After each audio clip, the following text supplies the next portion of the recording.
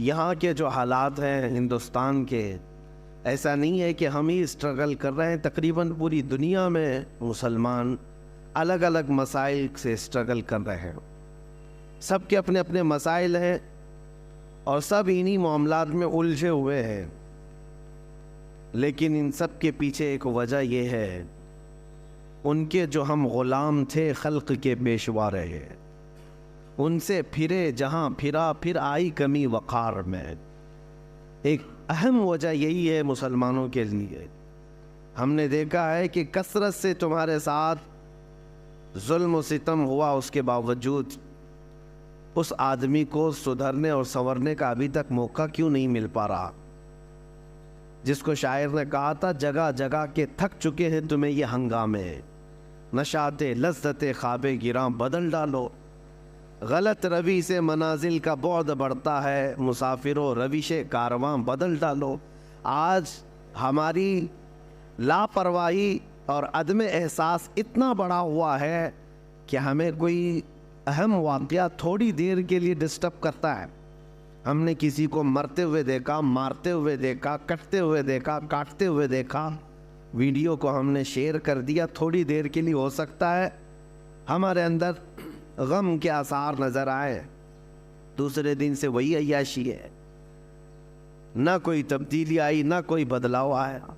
ایسے ہزار ہنگامے دیکھ چکے ہم. ہمارے ساتھ کیا ہوا اسلام کے ساتھ، قرآن کے ساتھ؟ یہ جو آج دنیا کھیل کھیل رہی ہے، ہونا تو یہ چاہیے جس کے اندر ضمیر زندہ ہو، احساس ہو، وہ اپنی زندگی کو بدلنے کا عزم کر لے کہ کہیں یہ میری شامت اعمال تو نہیں ہے، یہ میرے گناہوں کی وجہ سے اس قدر عذابات تو نہیں آ رہے ہیں، لیکن احساس کیوں نہیں آتا؟ بڑے بڑے واقعات ہم دیکھ رہے ہیں اپنی زندگی میں، لیکن اس کے بعد بدلاؤ کیوں نہیں آتا؟ یہ ایک بہت اہم چیز ہے جس کی طرف ہم لے جانا چاہتے ہیں. عزیزان گرام وقار، آج مجھے صرف بات یہ عرض کرنی تھی. قرآن پاک میں اللہ تعالیٰ فرماتا ہے، اسلام کے علاوہ کوئی دوسرا لے کر کے آئے، قیامت کے دن اس کو دیکھا بھی نہیں جائے گا، قبول بھی نہیں کیا جائے گا. اور ان الدین عند اللہ الاسلام، اللہ کے نزدیک اگر کوئی دین ہے تو وہ اسلام ہے. اور اللہ تعالیٰ فرماتا ہے، رضیت لکم الاسلام دینا، میں تمہیں اسلام دے کر راضی ہوا. تو جس قوم کے پاس یہ دین ہے اسے یہ چاہیے فخر کرے کہ اللہ تبارک و تعالیٰ نے اپنا چنندہ اور اپنا پیارا دین مجھے دیا ہے اور میں اس سے وابستہ ہوں. اور ساری دنیا کے ٹارگٹ پر آج تم ہو، اس کی وجہ بھی یہی ہے. جس کے پاس کوئی دولت ہوتی ہے اسی سے حسد بھی ہوتا ہے، اسی سے لوگوں کو جیلس بھی ہوتا ہے. تمہارے پاس یہ سب سے بڑی دولت جو دین اسلام اور میرے آقا صلی اللہ تعالیٰ علیہ وسلم کی محبت ہے، یہ ایک بہت بڑی دولت ہے. اب اس کو ختم کرنے یا اس کو کم کرنے کے لیے یہ حربے اپنائے جاتے ہیں آج، جو ہتھ کنڈے ہیں، کسی نہ کسی طرح تمہیں کمزور کر دیا جائے. میں آج اپنے حالات کے متعلق عرض کروں کہ تمہیں پریشان دیکھنے کے لیے یا پریشان کرنے کے لیے تمہارے قوانین سے چھیڑ چھاڑ کرنا کہ ایگریسو ہو جائیں، کبھی ذات مصطفیٰ صلی اللہ علیہ وسلم کو نشانہ بنانا، کبھی قرآن کی توہین کرنا، کبھی اسلام کو برا بھلا کہنا، کبھی اسلام کے قانون بدلنے کی بات کرنا، یہ سب چیزیں تمہاری آزمائش کا دور ہے. ہونا تو یہ چاہیے کہ جو سچا مومن ہے اس کے دل میں اسلام کی محبت اور بڑھتی چلی جائے، اور بڑھتی چلی جائے. لیکن اس طوفانی زمانے میں جو ڈاواں ڈول ہوتا ہے اس کو یہ لگنے لگ جاتا ہے کہ مجھے نیوٹرل رہنا چاہیے، بھی سیکولر ہو جانا چاہیے تاکہ یہ ظالموں کے ہاتھ میں نہ آ جاؤں. نہیں میرے عزیزو، آج تمہیں پکا مسلمان بن کے دکھانے کا وقت آ چکا. اب نیوٹرل نہیں، سیکولر نہیں. یہ جو لفظ ہے سیکولر، یہ تو منافق کو کہتے ہیں، چھپا ہوا منافق. آپ جس دین پر قائم ہے اس دین کے بارے میں آپ کو اتنا یقین ہونا چاہیے کہ یہ اللہ کا سب سے محبوب دین ہے اور کامل، جس کے بارے میں قرآن نے کہا الیوم اکملت لکم دینکم. کسی بھی دین کے بارے میں سرٹیفکیٹ نہیں ہے کہ وہ کمپلیٹ ہو چکا ہے. لیکن قرآن نے دین اسلام کے لیے کہا ہے. اللہ فرماتا آج کے دن میں نے تمہارا دین مکمل کر دیا.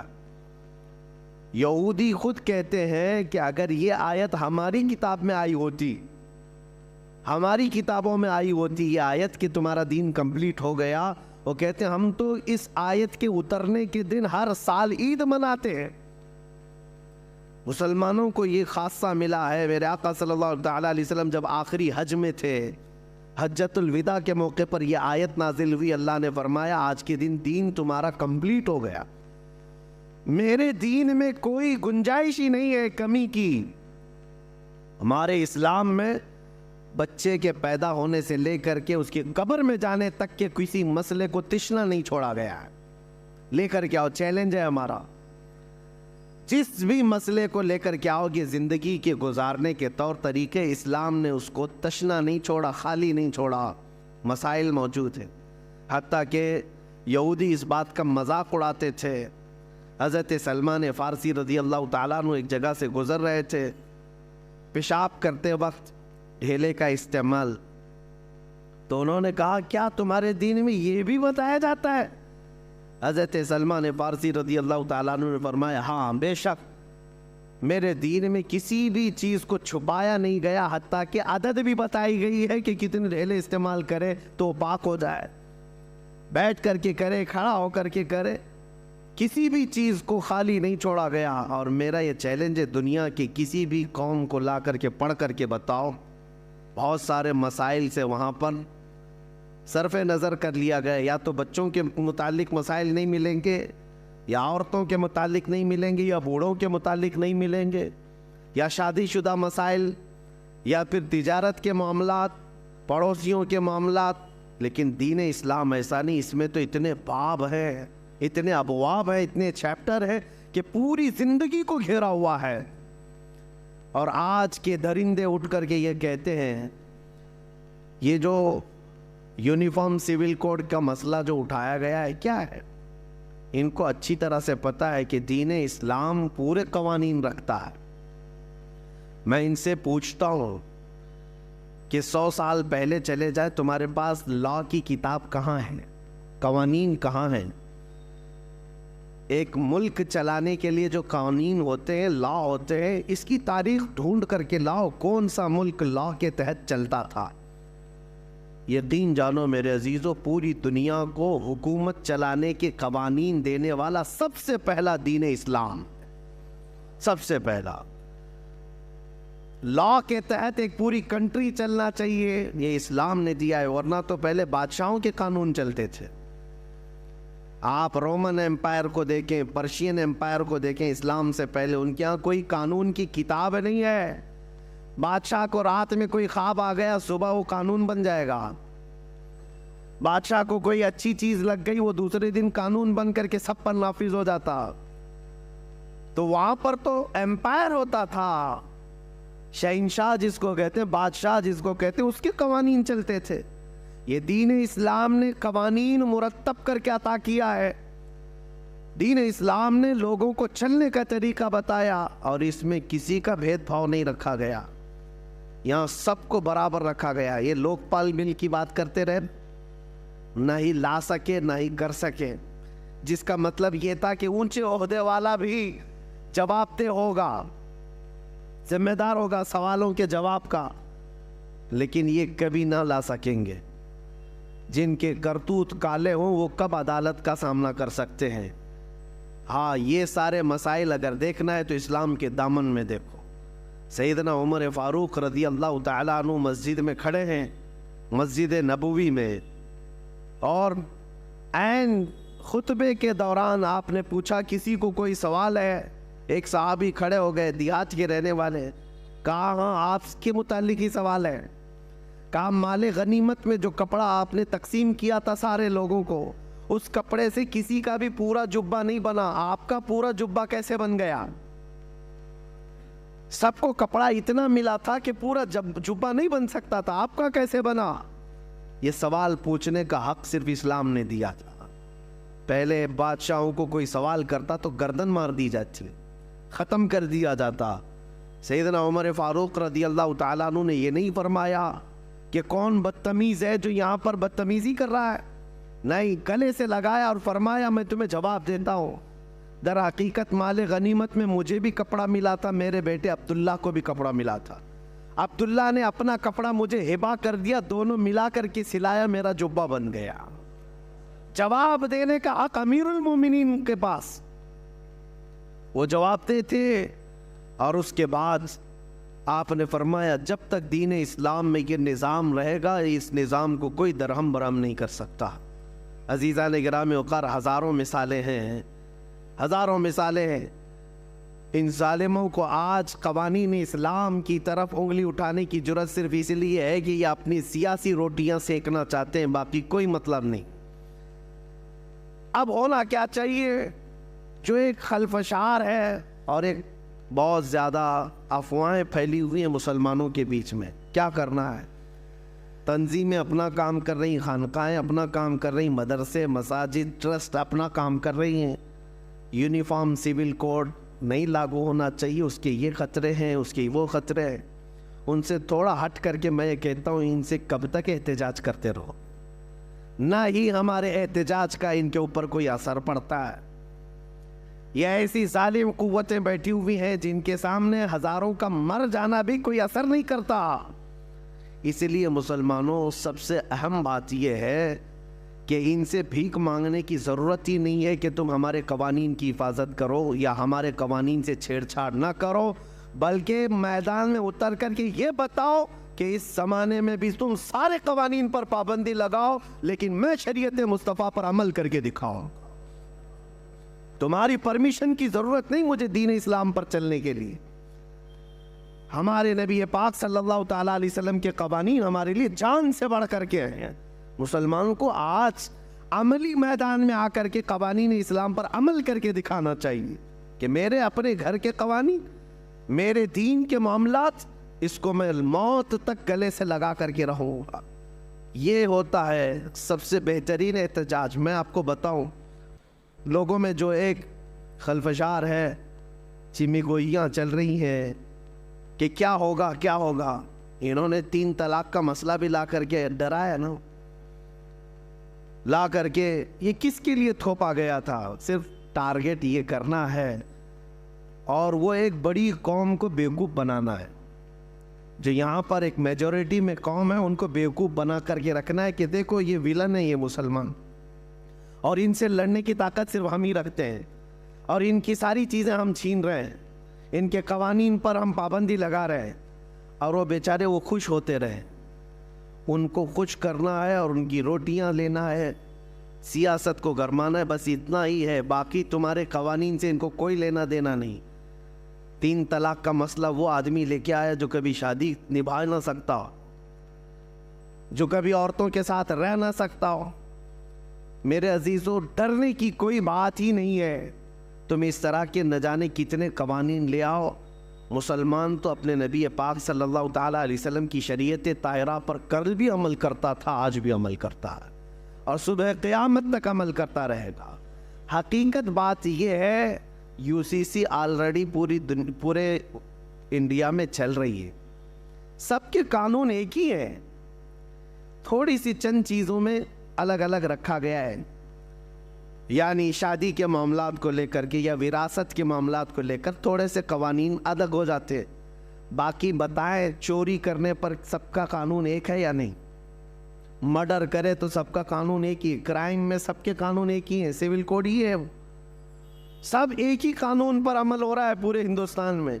ایسا نہیں ہے کہ ہندو قتل کرے گا یا مسلمان قتل کرے گا تو اس کے لیے لاء کی کتاب میں الگ الگ جرمانے، الگ الگ سزائیں نہیں ہے، ایک ہی سزا ہے، سب کی ایک ہی سزا ہے۔ ہاں بس میرج ایکٹ الگ اور وراثت کے معاملات الگ بنائے گئے ہیں، اس کو تم ختم کرنا چاہتے ہو۔ میں مسلمانوں سے ہی کہتا ہوں، تو اگر آپ اس نشانے پر اپنے آپ کو سمجھ رہے ہیں کہ ہم کو ہی ہلانے کے لیے سب بنایا گیا ہے، تو میرے عزیزو، آپ اپنے نکاح مسجدوں میں کرتے ہو، آپ اپنے نکاح شریعت کے دائرے میں کرتے ہو، آپ کو کبھی فرق نہیں پڑے گا۔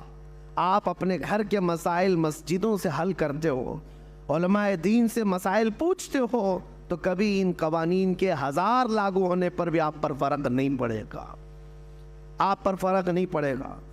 اسی لیے میں یہ کہتا ہوں کہ ان تمام مسائل پر احتجاج کرنے کی ضرورت نہیں، بہت زیادہ ایگریسو ہونے کی ضرورت نہیں، ورنہ ظالم کتا یہی انتظار میں ہے کہ مسلمان کب بھڑکیں گے، کب بدکیں گے، اب کب سڑکوں پر آئیں گے، کب یہ توڑ پھوڑ کریں گے اور ہم دوسروں کو ڈرائیں گے کہ یہ دیکھو ایسی وحشی قوم ہے۔ یہ اسی طرح کی کئی حرکتوں سے ہمیں لے جایا جا رہا ہے، لیکن اس کا بہترین علاج یہی ہے کہ جب جب تم میرے مصطفیٰ کریم صلی اللہ علیہ وسلم کے کسی قانون کی طرف انگلی اٹھاؤ گے، سارے مسلمان ان قوانین پر سختی سے عمل کر کے دکھائیں گے کہ عمل کرنا تو ہماری زندگی میں ہے، ہماری زندگی میں ہے۔ ہم لا کے خلاف نہیں بول رہے، جو ہندوستان کے قوانین ہیں ان سب پر ہم عمل کر رہے ہیں، لیکن میری نماز کے متعلق، میرے قرآن کے متعلق، میرے دین کے متعلق جو ہوگا وہ اسلام میں جو ہے اسی پر عمل کیا جائے گا۔ کوئی ایسا آدمی مجھے نماز سکھانے نہیں آ سکتا جس کو پیشاب کرنے کا سلیقہ نہ ہو۔ بہرحال تمہارا دین کمپلیٹ ہے، کامل ہے، اکمل ہے، اور اس سے بہترین دین ہے ہی نہیں۔ اس بات کا یقین لے کر کے چلو۔ میں ان سے کہتا ہوں ذرا جھانک کر کے دیکھتے تاریخ کے اوراق میں اسلام نے جو عدل و مساوات پوری دنیا میں قائم کی، وہ غیروں کی کتابوں سے اگر میں آپ کو بتاؤں، اپنوں کی نہیں، غیروں کی لکھی ہوئی کتابیں، ان کو آج تک جو بھیک مانگتے ہوئے کسان ان کے پاس قانون کے لیے آئے، انصاف دینے کی نوبت نہ آ سکی، جو کھلاڑی وہاں پر ان سے انصاف مانگتے رہے، انصاف دے نہ سکے، پورے لوگ سڑکوں پر رہے، انصاف دے نہ سکے، اور پارلیمنٹ میں بیٹھ کر کے اگر قوانین اسلام کو نشانہ بنانے کی کوشش کرتے ہیں تو میں دعوت دیتا ہوں، آؤ دیکھو دین اسلام۔ تم یہ کہتے ہو اس کا اکروچ تھا، ظلم تھا، بڑھتے چلے گئے۔ ایک روایت میں نے پڑھی آج ہی، عمر ابن عبدالعزیز رضی اللہ تعالیٰ عنہ کا زمانہ خلافت ہے۔ حضرت عمر ابن عبدالعزیز، ان کو 5واں خلیفہ راشد بھی کہا جاتا ہے، اتنا عدل تھا ان کا۔ ان کے زمانے میں سمرقند، جو آج ازبکستان وغیرہ رشیا کے علاقوں میں آتا ہے، سمرقند پر اسلامی فوج نے حملہ کیا اور پورے سمرقند کو فتح کر کے اپنا جھنڈا پھیلا دیا، اور سپہ سالار کون تھے؟ حضرت قتیبہ۔ اور جیسے ہی سمرقند فتح ہو گیا، اعلان ہو گیا کہ یہاں پر مسلمانوں کی حکومت ہے اب، تو لوگ دوسرے دن صبح اٹھے اور ان کو ایسا لگا کہ یہ اچانک ہو گیا ہے۔ تو وہاں پرانا چرچ تھا، وہاں ایک پادری رہتا تھا، اس نے کہا یہ کیسے؟ ہم نے سنا ہے مسلمان اس طرح سے اچانک نہیں کرتے، لیکن 50,000 کی فوج قتیبہ کے ساتھ ہے، کون مقابلہ کرتا؟ اس عیسائی نے اپنے چند ساتھیوں سے مشورہ کیا کہ یہ ایسا مناسب نہیں ہے، ہم ان کے خلیفہ کے پاس جاتے ہیں۔ تو وہ ملک شام آیا چند ساتھیوں کو لے کر کے دمشق میں، عمر ابن عبدالعزیز اس وقت رہا کرتے تھے۔ جب دمشق آئے تو اس عیسائی نے لوگوں سے پتہ پوچھا کہ خلیفہ وقت کہاں ہے۔ لوگوں نے جو اشارہ دیا، پتہ بتایا، اس پتے پر آ کر کے دیکھا تو ایک چھپر کا گھر ہے اور ایک دبلا پتلا آدمی کپڑے سیتا ہوا بیٹھا ہے۔ یہ عیسائی پادری قریب آیا اور اس نے کہا انہوں نے دھوکہ دیا مجھے۔ پلٹ کر کے پھر کہنے لگا میں مسلمانوں کے خلیفہ کے پاس آنا چاہتا ہوں۔ تو ایک بوڑھے شخص نے کہا وہ جو کپڑے سل رہا ہے وہی خلیفہ ہے، وہی ہے جس کا رعب و دبدبہ اتنا تھا عمر ابن عبدالعزیز کا۔ اللہ اکبر، آپ تاریخ پڑھیں، عمر ابن عبدالعزیز کے زمانے میں 200 کلومیٹر دور بھی اگر کوئی بیٹھا ہوا ہے تو نا انصافی کرنے سے گھبراتا تھا، ڈرتا تھا کہ عمر ابن عبدالعزیز کا دور چل رہا ہے۔ اور اس خلیفہ کا وقت یہ ہے کہ ایک چھپر کے گھر کے نیچے بیٹھے ہوئے کپڑے سل رہا ہے۔ اس عیسائی پادری نے سوچا کہ ان سے مجھے کیا انصاف ملے گا، 50,000 کی فوج لے کر کے جو سپہ سالار میرے شہر پر حملہ آور ہوا ہے اس کے بارے میں کیا بتاؤں گا۔ کہا کہ پھر بھی کہہ دیتا ہوں۔ عمر ابن عبدالعزیز کے پاس آیا اور کہا میں سمرقند سے آیا ہوں، میری ایک شکایت ہے۔ کہا بتاؤ کیا ہے۔ کہا کہ آپ کا ایک سپہ سالار تقریباً 50,000 کی فوج لے کر کے آیا ہے، آس پاس کے علاقے فتح کرتے ہوئے اچانک رات کو ہمارے شہر پر حملہ کیا اور دوسرے دن فتح کا اعلان کر دیا۔ کہا کیا چاہتے کیا ہو؟ کہا میں نے سنا ہے کہ جب کبھی مسلمان فوجی جاتے ہیں کسی جگہ پر تو سب سے پہلے ان کو دعوت پیش کرتے ہیں عدل و مساوات کی، اسلام کی، امن کی، اور اگر وہ سامنے والے ماننے کو تیار نہیں اور جنگ کرنے پر تیار ہو تو جنگ کرتے ہیں اور اس کے بعد فتح کا اعلان کرتے ہیں۔ لیکن آپ کا سپہ سالار آیا، نہ اس نے ہم کو کسی چیز کی دعوت دی، نہ بلایا، نہ ہی ہمارا مقابلہ ہوا، راتوں رات فتح کر کے وہ اپنے جھنڈے گاڑ دیا۔ حضرت عمر ابن عبدالعزیز نے ایک خط نکالا، خط پر لکھا اور کہا کہ لے جاؤ قتیبہ کو دے دینا۔ اس خط میں لکھا ہوا تھا کہ ایک قاضی مقرر کیا جائے، فوراً ایک قاضی اسلام مقرر کیا جائے اور اس قاضی کے پاس یہ عیسائی اپنا مسئلہ رکھے گا اور قاضی جو فیصلہ کرے اس پر عمل کیا جائے۔ خط لے کر کے وہ عیسائی آیا، پادری ہے، عیسائی ہے، کہا کہ اس خط کو پتہ نہیں یہ لوگ پھاڑ کے پھینک دیں، لیکن جب قتیبہ کے پاس لا کر کے دیا تو اس کے ہاتھ کانپنے لگے سپہ سالار کے کہ عمر ابن عبدالعزیز کا خط آیا ہے۔ پڑھنے کے فوراً بعد قاضی کا انتخاب کرنے کا اعلان کیا کہ خلیفہ وقت کی طرف سے قاضی کے انتخاب کی بات آئی ہے۔ تو اس وقت قاضی کا انتخاب ایسا نہیں ہے کہ 4 لوگ بیٹھ کر کے کر دیتے، جو سب سے پرہیزگار ہوا کرتے، تہجد گزار ہوا کرتے اور علم میں سب سے زیادہ ہوا کرتے، وہ قاضی بننے کے منصب پر آتے۔ قاضی اسلام چن لیا گیا ایک عالم باعمل کو، اور انہوں نے اپنی عدالت لگائی اور کہا کہ کیا مسئلہ ہے اس عیسائی پادری کا۔ اب وہ عیسائی جو پادری تھا اس نے رکھا کہ آپ کی طرف سے یہ جو فوج آئی یہ اچانک آئی، ہمیں موقع نہیں دیا گیا ہے، اور جبکہ اسلام کا ہم نے یہ سنا ہے کہ وہ جہاں جاتے ہیں پہلے دعوت پیش کرتے ہیں امن کی، مساوات کی، عدل کی، اور اگر سامنے والا جنگ کرنے پر تل جائے تو پھر جنگ کی جاتی ہے اور پھر حملہ میں اگر کامیاب ہو جائے تو فتح یاب سمجھا جاتا ہے۔ تو قاضی اسلام نے بلایا قتیبہ، کہا کیا یہ عیسائی پادری جو کہہ رہا ہے وہ صحیح ہے؟ آپ نے ان کو دعوت دی تھی؟ کہا کہ نہیں دعوت دی۔ کہا کہ راتوں رات آپ نے ان کے شہر پر قبضہ کیا؟ کہا بات در حقیقت یہ ہے قاضی اسلام کہ ہم نے آس پاس کے علاقوں سے جنگ کی ہے، ہم نے دیکھا ہے، اور ان سے جنگ سختی کے ساتھ ہوئی اور اس کے بعد ہم نے وہ علاقے فتح کیے، اور یہ سمرقند تو بڑا زرخیز علاقہ ہے، یہاں کے لوگ تو اور بھی زیادہ اس شہر کو چھوڑنے کو تیار نہیں ہوتے، اس لیے ہم نے سوچا کہ یہ سوئے ہوئے ہیں، اس وقت میں ہم فتح حاصل کر لیں۔ قاضی اسلام نے فیصلہ دیا کہ آج کی مغرب ہونے سے پہلے تمہاری پوری فوجیں اس شہر کو خالی کر دیں، سمرقند کو خالی کر دیں۔ قاضی کس کے متعلق فیصلہ دے رہا ہے؟ کسی دوسری قوم کے لیے نہیں، اپنے ہی فوجیوں کے متعلق کہہ رہا ہے کہ یہ اسلام کے قوانین سے ہٹ کر کے ہے، نہ ہی اس طرح کا دستور کبھی چلا ہے۔ قتیبہ کو جیسی آرڈر آیا قاضی اسلام کا، فوج میں اعلان ہوا، اور یہ صبح کا فیصلہ جو تھا 50,000 فوجیں سمرقند کو چھوڑ کر کے ساز و سامان کے ساتھ مغرب سے پہلے نکلنے لگی۔ مغرب سے پہلے قتیبہ کے ساتھ ساری فوجیں شہر چھوڑ کر باہر نکلیں۔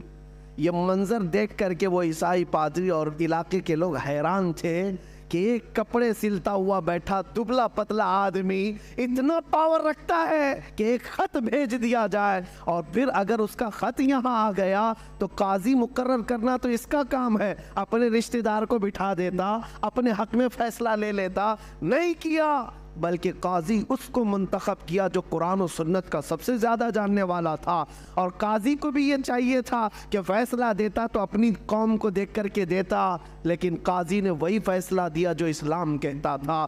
یہ باتیں اتنی پر اثر تھیں کہ مغرب تک ان کی فوجیں نکل تو گئی تھیں، لیکن وہ عیسائی پادری اپنے سارے ساتھیوں سمیت رونے لگا، کہا آج تک ہم نے ایسی قوم کو اپنے شہر میں آتے ہوئے دیکھا ہی نہیں تھا، چلو اس سے بہتر قوم کون سی ہو سکتی ہے جو ہم پر حکومت کرے. سب کے سب گئے اور قتیبہ کے ہاتھ جوڑ کر کے ان سے معافی طلب کیا اور پوری فوج سے کہا آج کے بعد ہم ہی نہیں پورا سمرقند تمہارے قدموں کے نیچے ہے, تمہارا عدل ہے, ہم نے یہ دیکھا ہے. اور اس کے بعد سے لے کر تاریخ گواہ ہے, آج کی تاریخ تک سمرقند پر اسلامی حکومت موجود ہے, آج تک اسلام ہے.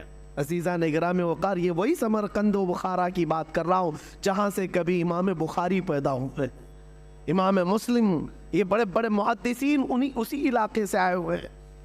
یہ میں بات اس لیے عرض کر رہا ہوں کہ جن کو آج انصاف کا الف بھی پتہ نہیں, عدل کا عین پتہ نہیں, وہ قوانین لاگو کرنے کی بات تو کرتے ہیں لیکن ان سے کبھی نہ ہو سکے گا.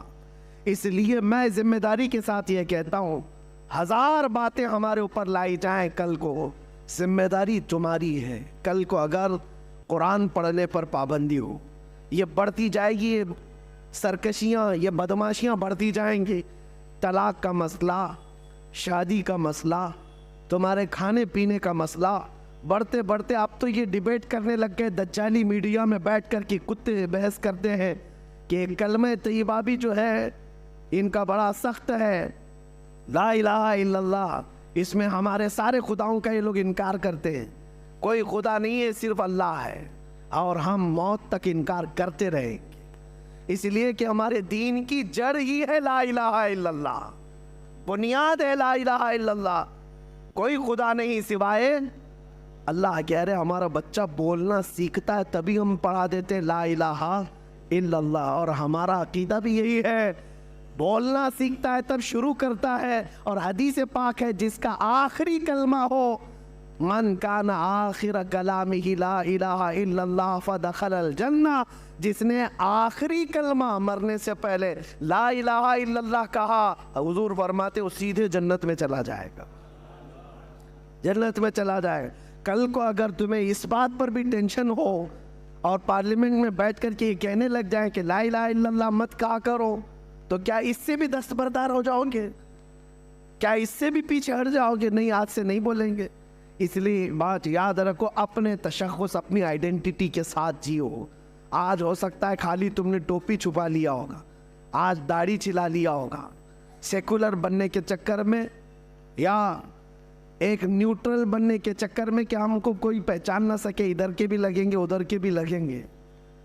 ہو سکتا ہے ٹوپی اور داڑھی سے دستبردار ہو گئے ہو, لیکن دنیا صرف اتنے ہی پر مطمئن کبھی نہیں ہوگی. قرآن کہتا ہے وَلَن تَرْضَى عَنْكَ الْيَهُودُ وَلَا النَّصَارَى حَتَّى تَتَّبِعَ مِلَّتَهُمْ, یہود اور نصرانی تم سے ہرگز راضی نہیں ہوں گے جب تک کہ تم ان کے دین میں داخل نہ ہو جاؤ.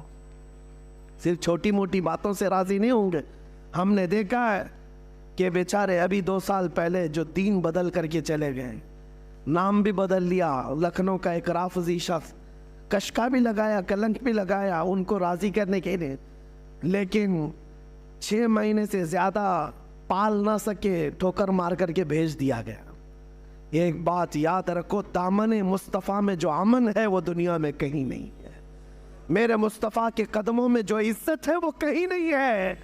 اسی لیے ہمیں ہمارے بزرگوں سے وابستہ ہو کر فخر سے یہ کہنا ہے, یا رسول اللہ خلق کے حاکم ہو تم, رزق کے قاسم ہو تم, جو ملا تم سے ملا تم پہ کروڑوں درود, تم ہو حفیظ و مغیث کیا ہے وہ دشمن خبیث, تم ہو تو پھر خوف کیا تم پہ کروڑوں درود, کر کے تمہارے گناہ مانگے تمہاری پناہ, تم کہو دامن میں آ تم پہ کروڑوں درود. ہمارے پاس جب اتنا مضبوط دروازہ میرے مصطفیٰ کا ہے تو پھر میں آپ سے یہ کہتا ہوں, پھر کے گلی گلی تباہ, ٹھوکریں سب کی کھائی کیوں, دل کو جو عقل دے خدا تیری گلی سے جائے کیوں.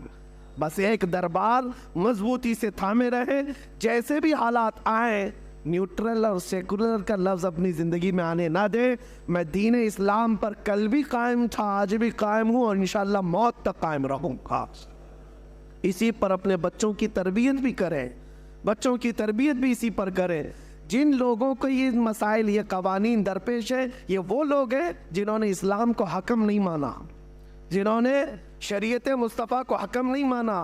ان لوگوں کے لیے مسائل ہیں. طلاق تمہارے گھر میں ہوئی, اللہ 1000 بار نہ کرے, مسئلہ شریعت کا پوچھا، قرآن و حدیث سے اگر مسئلہ بتا دیا، سر جھکا کر عمل کر لیا تھا تو عافیت ہے، نہیں عمل کرنا تھا، تم نے اسلام کو حکم نہیں مانا، تو جاؤ پھر ہاتھ جوڑ کر کے کھڑے رہو، اور جہاں جیسا کہا جائے گا ویسے تمہیں عمل کرنا ہو۔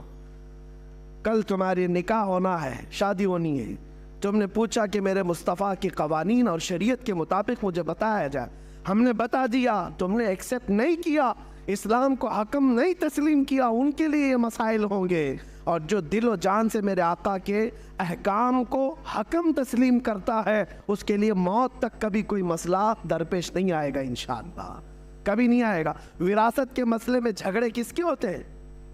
35 سال کورٹ میں کون لڑتا ہے؟ کون لڑتا ہے؟ یہ وہی لوگ لڑتے ہیں جن کو شریعت حکم نہیں مانتے، جو ورنہ تو فتویٰ جو ہے شریعت کا۔ وراثت کے بارے میں اگر آپ نے پوچھا، باپ کا انتقال ہوا، 2 بیٹیاں ہیں، 4 بیٹے ہیں، 1 بھائی 1 بہن ہے، فلاں فلاں لکھ کر کے بھیج دیا، اتنی جائیداد ہے، 1 دن کی بات ہے، زیادہ سے زیادہ 2 دن کی بات، دارالافتاء سے آپ کو قرآن اور حدیث کے دلائل کے ساتھ جواب آ جائے گا کہ بیٹیوں کا اتنا حق ہے، بیٹوں کا اتنا حق ہے، آپ کی یعنی جو انتقال کیا اس کی بیوی کا اتنا حق ہے، سب کا اتنا حق ہے۔ اگر آ گیا قرآن و حدیث آپ نے دیکھ لیا اور سر جھکا لیا، کہا یہ اللہ کا حکم ہے، میرے مصطفیٰ کا حکم ہے، تب تو کوئی ٹینشن ہی نہیں، تمہارا 2 دن میں مسئلہ حل ہوا۔ تم نے اس کو صرف نظر کر دیا، نہیں مجھے یہ نہیں ماننا ہے، تو جاؤ پھر کورٹ کچہری کے چکر 30 سال تک کاٹتے رہو۔